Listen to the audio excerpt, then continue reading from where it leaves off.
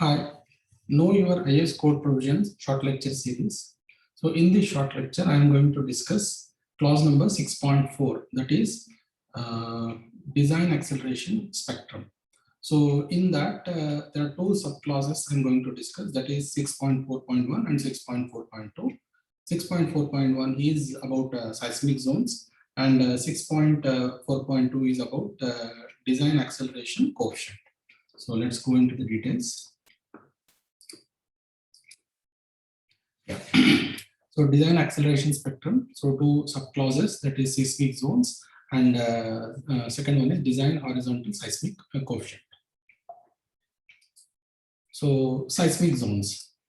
Now, for the purpose of determining design seismic force, the country is classified into 4 seismic zones as shown in figure 1. So let's look at figure 1.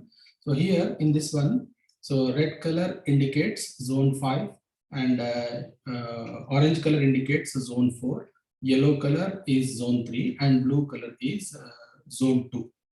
So if we go into the details, say according to this map, if we calculate the area present in each zone, so in zone 5, 12% of area is there, in zone 4, 18%, zone 3, 26%, and zone 2, 44%. So it means what? Around 60%, that is exactly 56% of Indian landmass is prone to moderate to severe earthquakes. And if we look at the population distribution in the country, there is uneven distribution in population. So that makes around 80% of people, 80% of houses or people living in this 56% of land mass. So that is one thing. And second thing is this zonation. So there are 3 kinds of zoning or 3 ways to find the hazard. So seismic hazard. One is macro seismic hazard, then second is micro seismic hazard, and third one is site specific. So we'll discuss these things in another short lecture. So, but let's go to the how this macro hazard is prepared. Actually, because of the availability of low data, so scientific basis cannot be established. So that is not possible for this macro hazard. Now, magnitudes of past earthquakes were available, but there is no correlation with the instrumental evidence. That means instrumental damage, measurements made by instruments and correlation with the damage, that is not available. So hence what was used to find these seismic zones is magnitudes and epicenters are used.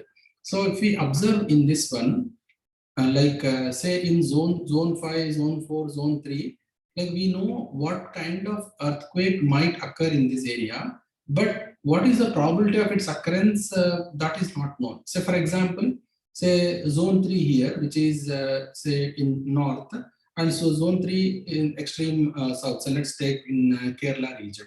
Say in like say around 6 magnitude earthquake may occur here in this region, maybe once in 40-50 years. The same earthquake or similar earthquake might occur here deep in south, maybe 150 years or 200 years. So this point is not taken into account in seismic hazard zonation. So hopefully in future, so probability also will be taken into account while fixing the hazard.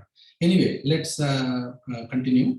So in Annexures E, list of towns with more than 3 lakh population, the list is given according to in what zone they belong to. So this list, the population is according to 2011 census. Yeah.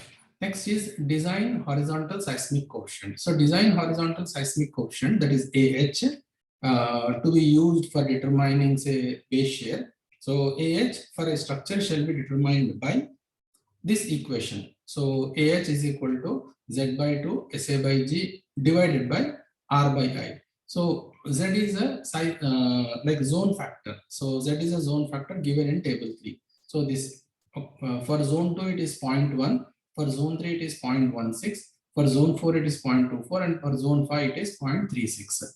So Z by 2. So Z actually this value, this factor is for maximum earthquake, and when we divide it by 2, it will be for design basis earthquake. So for design basis earthquake, it is this value is taken as half or 50% of that value.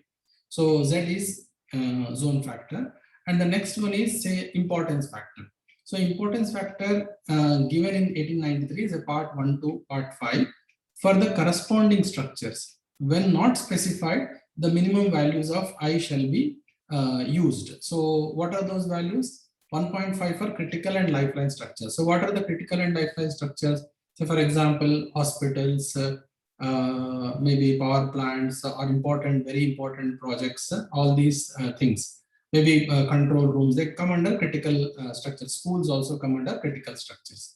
And 1.2 for business continuity structures. Actually, there is a detailed description of importance factor. So I will do another short lecture on this one. But anyway, let's continue with this first. So 1 for the rest. So 1.5, 1.2 and 1 is importance factors we can use depending on the type of structure.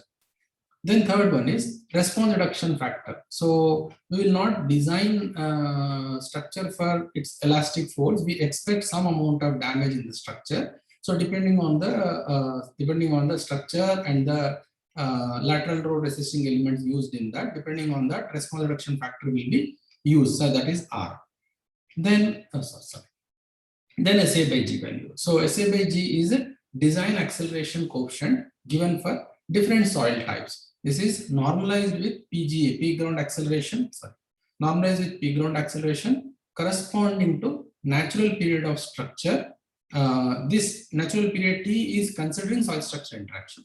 So it shall be given in parts 1 to 5 of 1893 for corresponding structures. So when not specified, it shall be taken as that corresponding to 5% of damping given by expression. So now what code says is, like if say this value is given in part 1 to 5, if it is not given, then use this expression, because this 1893 part 1 has 2 components. So one is for general criteria and second one is for building. So this general criteria is used for design criteria is used for all the structures, if unless until specified in the specific code. Now let's go to these expressions. Now how to determine this design acceleration coefficient? So from this spectrum. So and from this spectrum. So first what we need to do is identify the soil type. That is one thing. And second is calculate T, that is using empirical expression. And this is if we are using equivalent static analysis, use this curve, that is figure 2A. And compute that value and plug in here or read the graph. So anyone is okay. And here 3 graphs are there. So that which graph to read can be decided by the type of soil. So this is when we use equivalent static method. And then when we use response spectrum method, calculate natural period using modal analysis. And either read from the graph or plug in the T value and go for this, depending on the type of the soil, we can read this value, that is SA by G. So once SA by G value is known, so we go back and say SA by G value can be plugged in here, that is depending on what T natural period, Z is zone factor known here, and R is response reduction factor depending on the type of the structure, and I is importance factor. So we can compute acceleration, horizontal seismic horizontal acceleration coefficient.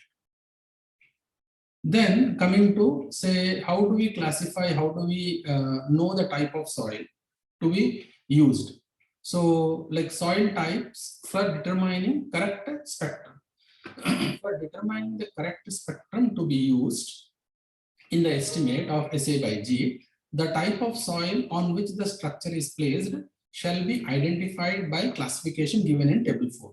So what actually in summary what table 4 says is, there are 3 types of soils, that is soil type 1, rock or hard soil, and soil type 2, medium or stiff soils, and soil type 3, soft soils. So how do we classify them? Like, so the value of N, based on N we classify this one. The value of N to be used shall be weighted average of N of soil layers from existing ground level to 30 meters below the existing ground level. So here the N value of individual layers shall be corrected values. So from surface onwards till 30 meters depth, how many layers are there? So in each layer, what is the n value? So that n value should be corrected n value, and then we need to compute the weighted average of that. And based on that weighted average, we can classify the soil type. So using table 4. So classification of types of soils for determining spectrum to be used to estimate design acceleration force. So what code says is, say that is type 1, rock or hard soil.